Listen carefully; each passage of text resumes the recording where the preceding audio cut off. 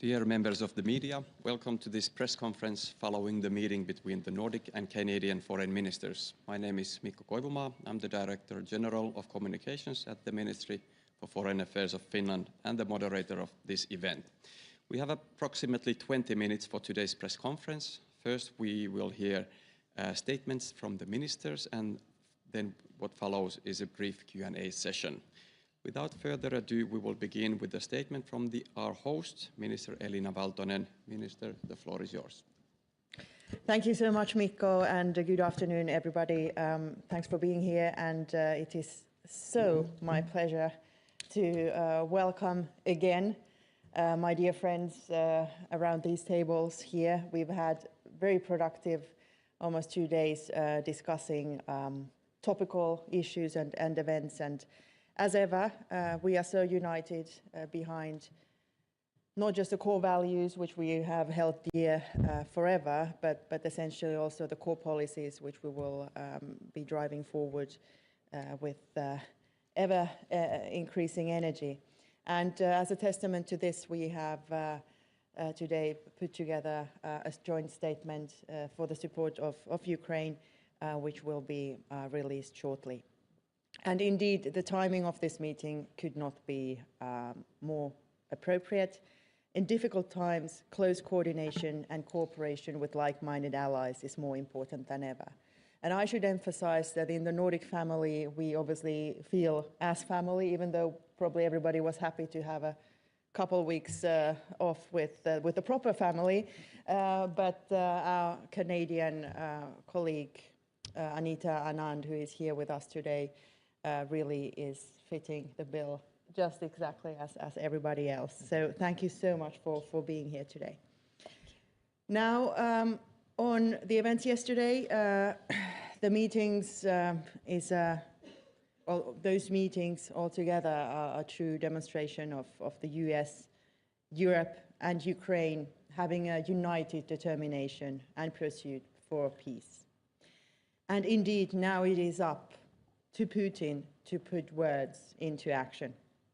Sadly, as the leaders last night, Finnish time, were working on advancing peace in Washington, Putin was busy bombing civilian targets in Ukraine.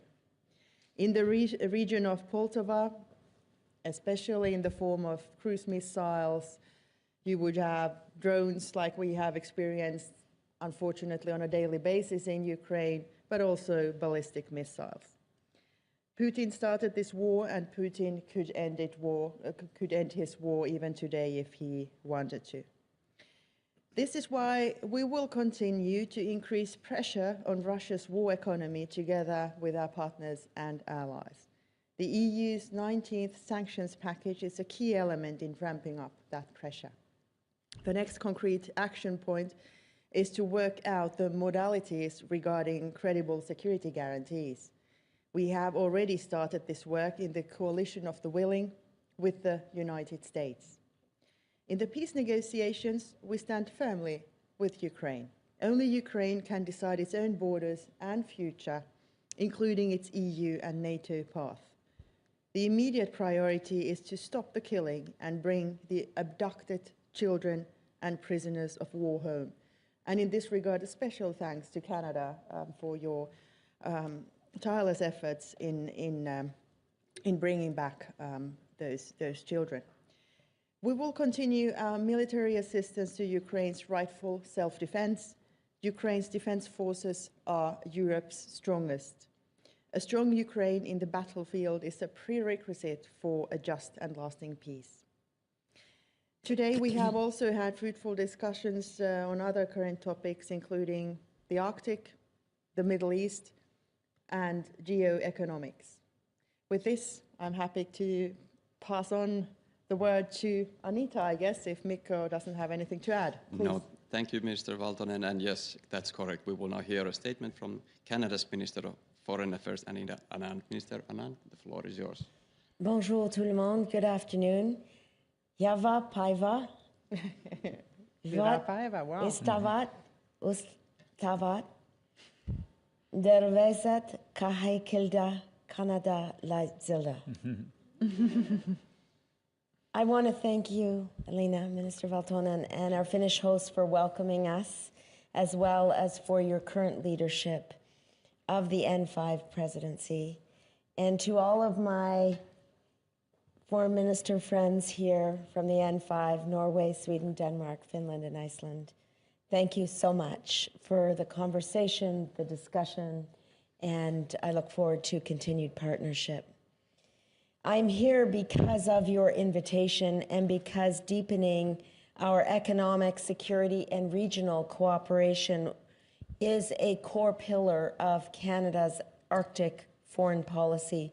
70% of Canada's coastline is Arctic facing. 40% of Canada's landmass is Arctic facing. And we will continue to work together with all of you to advance the strategic Arctic and transatlantic partnership that exists between our nations. I will be conveying this through meetings with my counterparts here, obviously, and with President Stubb later today. And I will just say, closer collaboration is the name of the game.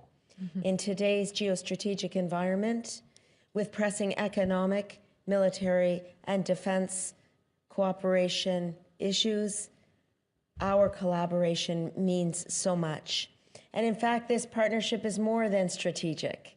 It is natural, given our shared northern geographies, as well as our common values, our common interests, and our common priorities. Canada, like the Nordic countries, is focused on results. We're exploring a number of tangible actions that we can take together on key foreign policy and security priorities. And these priorities include Arctic and transatlantic security, Ukraine, NATO, and the rules-based international order. And as we have seen over the past few days, this cooperation is particularly relevant in light of developments over Russia's illegal war in Ukraine. My colleagues and I had a fruitful conversation, as Elena mentioned, about how we are going to work together on a series of issues, including Ukraine, support for Ukraine, security guarantees for Ukraine, and of course, ensuring that we are there in the short and long term for Ukraine in seeking its territorial integrity and its enduring sovereignty.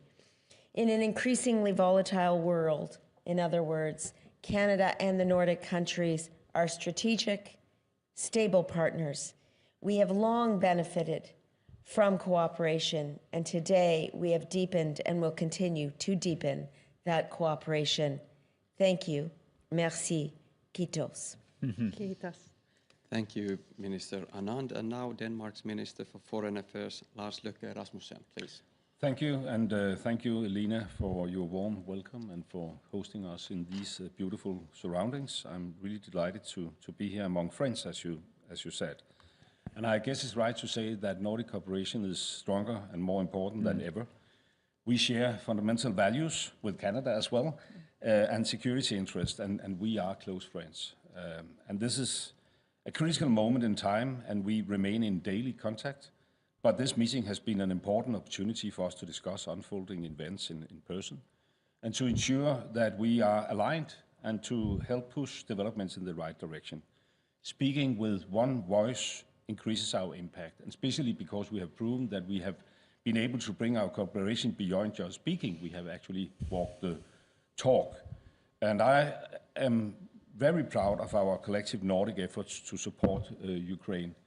And if more countries followed the Nordic example, the way we lead, Ukraine would be in a much stronger position. And therefore we also have the, I would say, moral upper hand when we send this very clear message that we first welcome the ongoing diplomatic efforts to end the war, and secondly, that we will continue to support Ukraine. And thirdly, the need for pressure on Russia will remain and will continue. We stand ready to maintain our substantial military and financial support to Ukraine and impose further restrictive measures against Russia, and to support Ukraine's effort to achieve a just and lasting peace with credible security guarantees. And that is perhaps the most important takeaway from the meeting yesterday, that there will now be a transatlantic cooperation about defining the needed security guarantees. We will continue to project Nordic and European solidarity behind Ukraine. And I'm happy that we had the chance these days in Finland to reaffirm those positions among friends. Thank you. Thank you, Minister Rasmussen. And now Norway's Minister of Foreign Affairs, Espen Barth Eide. Well, Kitos, thank you very much to Alina and team for fantastic hospitality. It's a lovely place to meet, and it's been a really good meeting. And as has been said, Nordic cooperation has always been very important for us, very close, but never as much as now, both because we are all in NATO and also because the security surroundings, the situation in our part of the world is more dramatic than it has been for a lifetime. So it's really a good time to meet and to stay together. And we are thrilled to have Anita and have Canada here, also to discuss Arctic issues in addition to Ukraine and other security issues. I want to say that well, a little bit less than a year ago, we Nordics went to Iqaluit in Nunavut in North Canada and visited the Canadian Arctic, and we had some very good conversations there, which we have continued here. And the togetherness and the common perspective, both in interest and values, that we share as Arctic, 6 of the 8 Arctic nations, is very important. So I'm very happy about that. On Ukraine, pressure must continue on Russia. The support must and will continue. And peace is good, but it has to be just and lasting to be a real peace. And these are issues that we coordinate very closely around these days. And concluding, I should also say that particularly yesterday, we also had the chance to discuss the Middle East and the way to end the war, to get more humanitarian aid in, and to think about how not only stopping this war, but also the deeper conflict through a two-state solution, which is a main theme of the upcoming UN General Assembly. Thank you. Thank you, Minister Barth Eide. Now we will hear from Iceland's Minister for Foreign Affairs, Þorgerður Katrín Gunnardóttir. Thank you. Thank you so much. And it is, of course, a pleasure to be here in Nuuksio. I think I pronounce it rightly, Nuuksio, with our dear Nordic family, but also our very close friend from Canada. This collaboration between these countries embodies, from my point of view, the fundamental values these countries stand for, be it democracy, be it freedom, or standing up for human rights, or speaking out loud for respect for international law. That is very important that these voices are heard in these turbulent times. On Ukraine, I agree with everything what my colleagues here are saying. These countries here presented at this meeting, we have been among the strongest supporters of Ukraine. This is also well reflected in our statement, and I recommend that you read that very perfectly and perfect statement. We all want peace and no more, of course, than Ukraine. We also welcome US efforts and strong European cooperation with, of course, Canada and the US and UK. Unity is, of course, the key, but I want also to mention we must be aware not to produce the modern times of Chamberlain, a modern times Chamberlain. So we must be aware our fight is for peace in Ukraine, and it must be just, it must be lasting with powerful security guarantees, and it must not undermine the long-term security, of course, of Europe. We discussed the Arctic, of course. It's extremely important. I underline everything what Espen said, and I think it's important that we discussed more strength on E7 behalves inside NATO, and that we are turning the focus on NATO a little bit more up to the Arctic and the North Atlantic.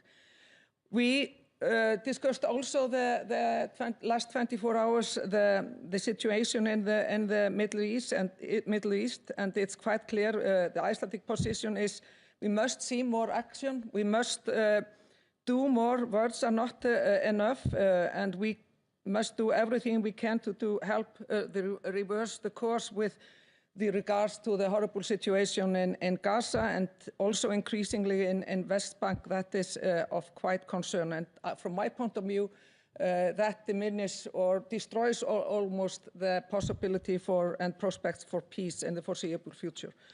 So, like has been also mentioned, the two-state solution conference in New York in July. It was a momentous occasion, and the leaders meeting now in New York upcoming in September hopefully will bring us further forward, so towards to the only solution from my point of view that can bring sustainable peace for both nations of Israel and Palestine.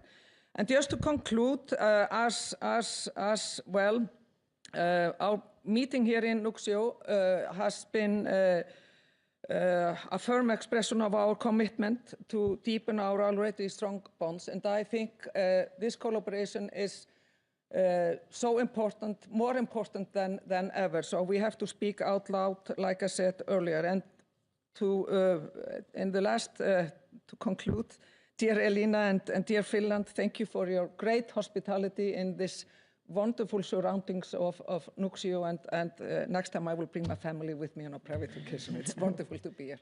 Please do. Thank you.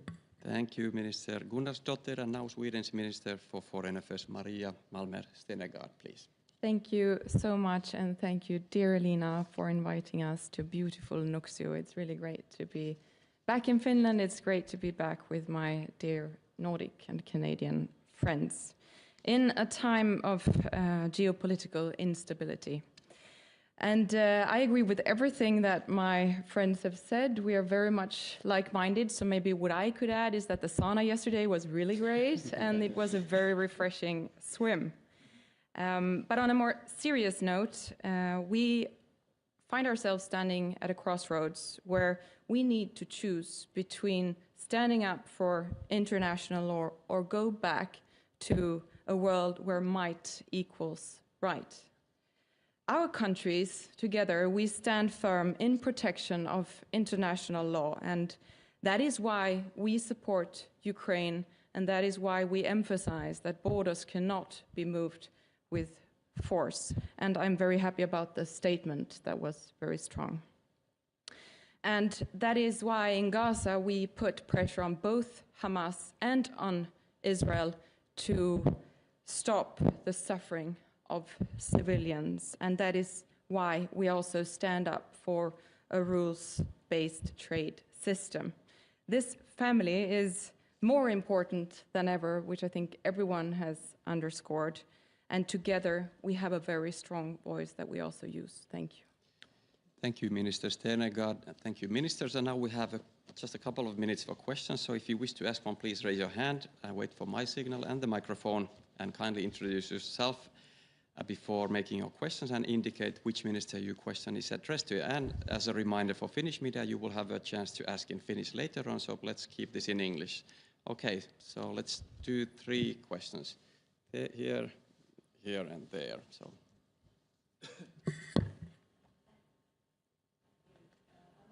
Reuters News.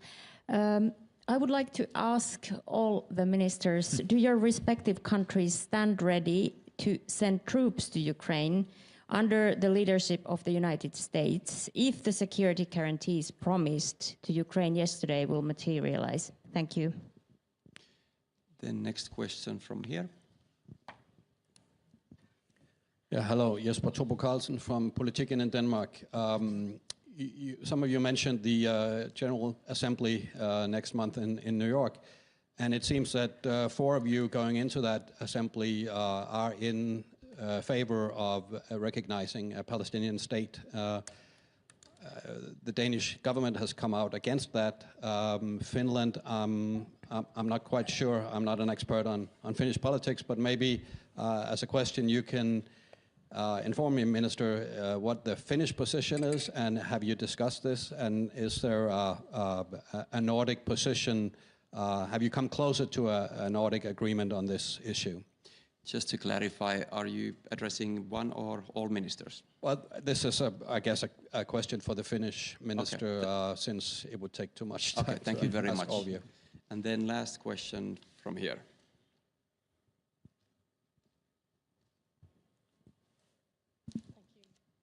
I'm Tulikukka, different Finnish broadcasting company. I'm addressing this to all of you, but if Anand and Valtonen can answer later, preferably before. How credible do you see that the peace plan for Ukraine could be without the ceasefire? And also about security guarantees. What type of further deal, or would it be troops or ammunition, military aid for Ukraine, did you possibly discuss here as part of the security guarantees?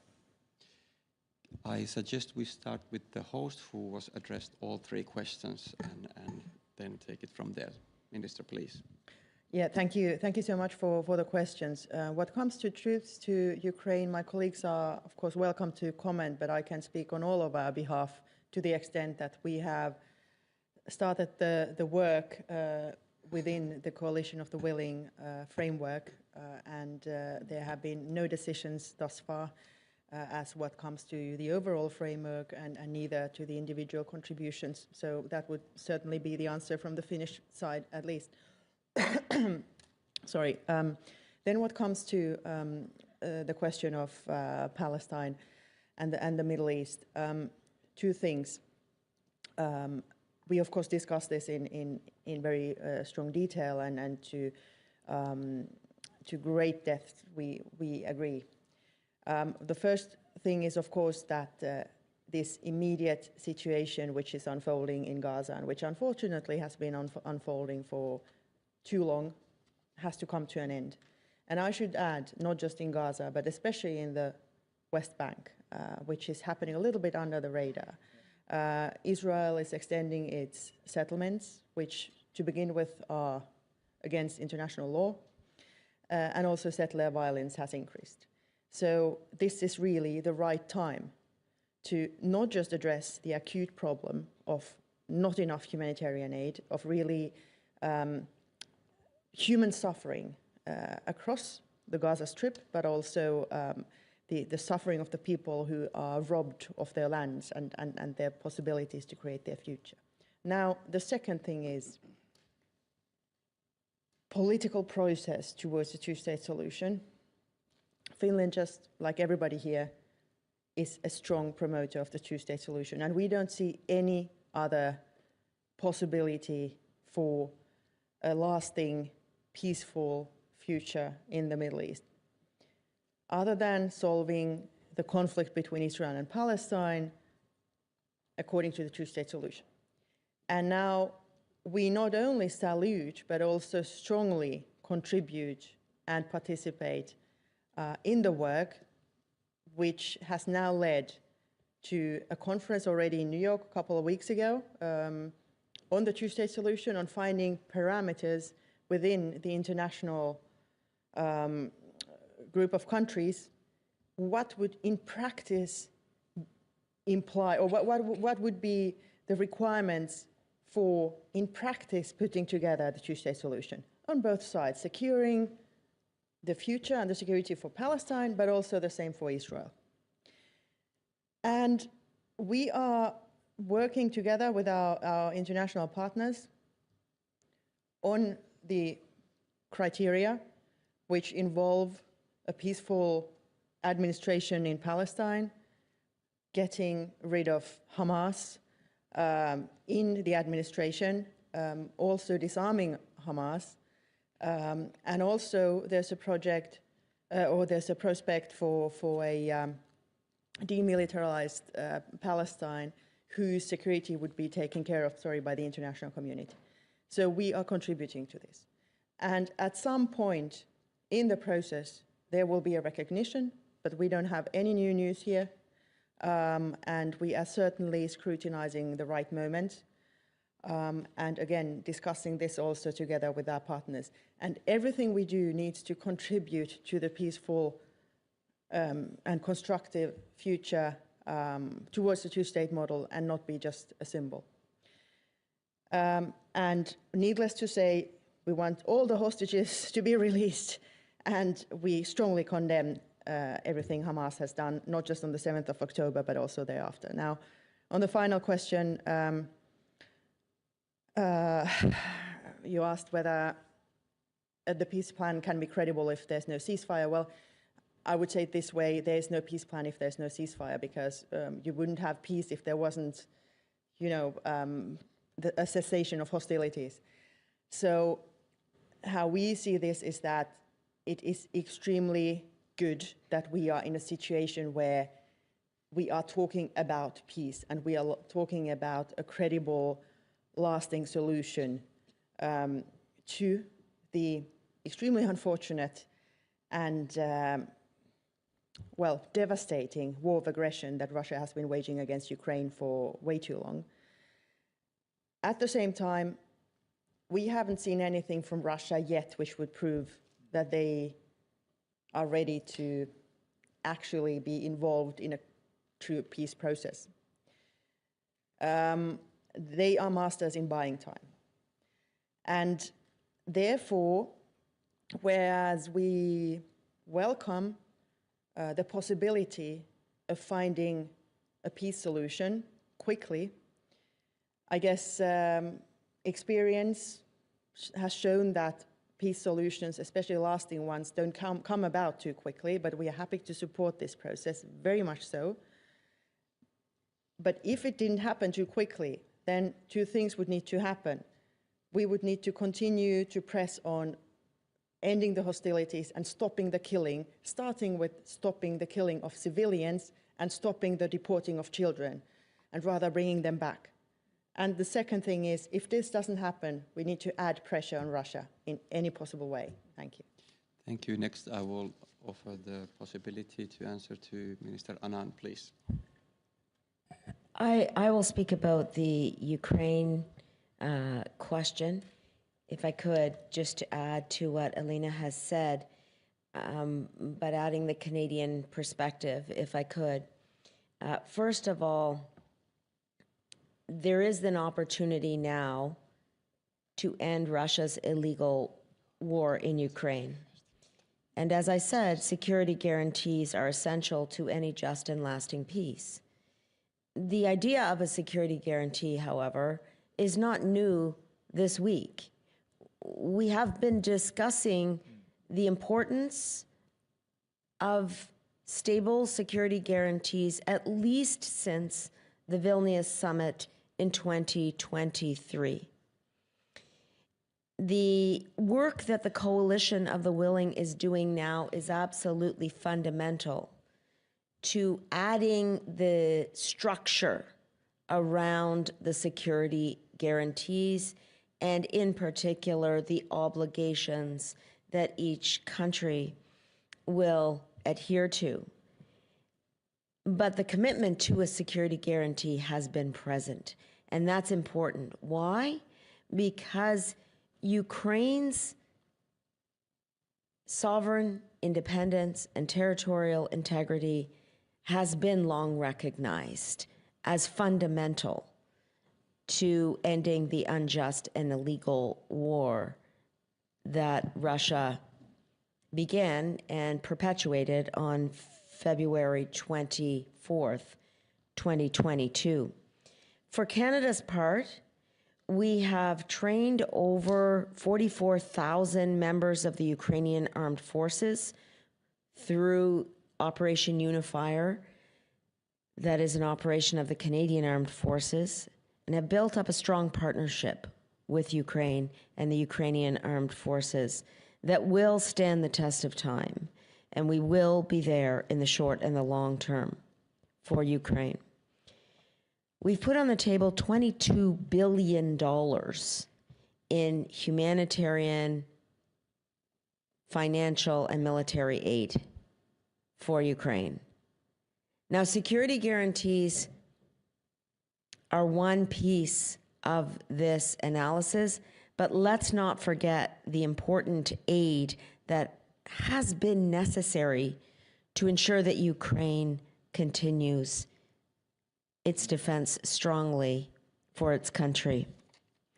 And finally, on sanctions, Canada has sanctioned over 3,000 individuals and entities, including Putin and his inner circle, members of the Russian Security Council, and we've added sanctions for the protection of Ukrainian culture from destruction by Russia and participated in the oil and gas cap recently. So make no mistake, we signed this statement together, all of us, on Ukraine, because we all believe that Ukraine's territorial integrity and sovereignty are absolutely fundamental, not only to the survivability of Ukraine, but to the democratic principles upon which we have relied as countries for our own freedom and security since the end of the Second World War. Thank you. Thank you, Minister. And since we have already run out of time, I would ask very brief responses from our four Nordic guests, starting from Sweden. Okay, thank you. Well, on security guarantees, I would say even though we've been discussing this for quite some time, we are still early in the process. So Sweden has said that we are willing to contribute, but we'll come back to how when the details are being defined. And we have always said that it is important that US is involved. So therefore, I think that the statements that have been made by President Trump during the recent days are very positive. But like I said, we have a lot to work out in the coalition of the willing. Thank you. Thank you. And then Denmark, please. Yeah, I promise to be brief, because I said in my opening remarks that we share values and we walk the talk, and therefore it's easy.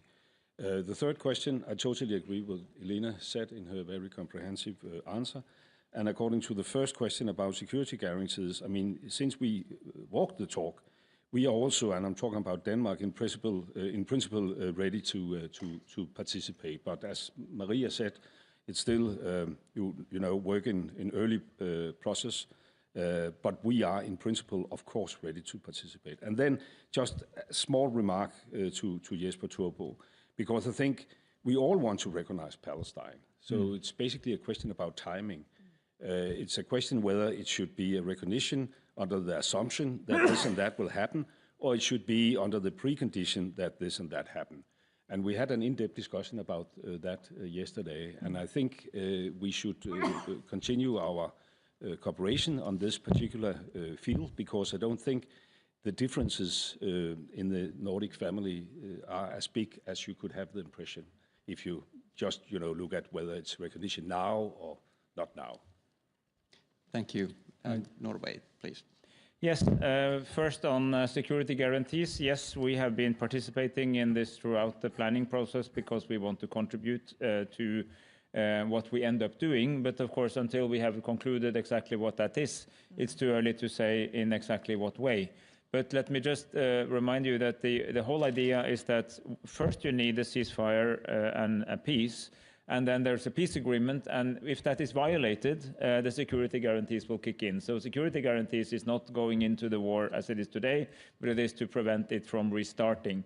And that, in principle, can happen both with troops inside Ukraine or without troops inside Ukraine. I mean, many NATO countries have very firm security guarantees to protect them without necessarily having troops physically present. Then you will have concrete military planning exercises and a clear concept for how you would, in a credible way, support Ukraine in that case. So with that understanding, at least we will definitely contribute, but we need to know what to contribute to before we can answer exactly what we will contribute.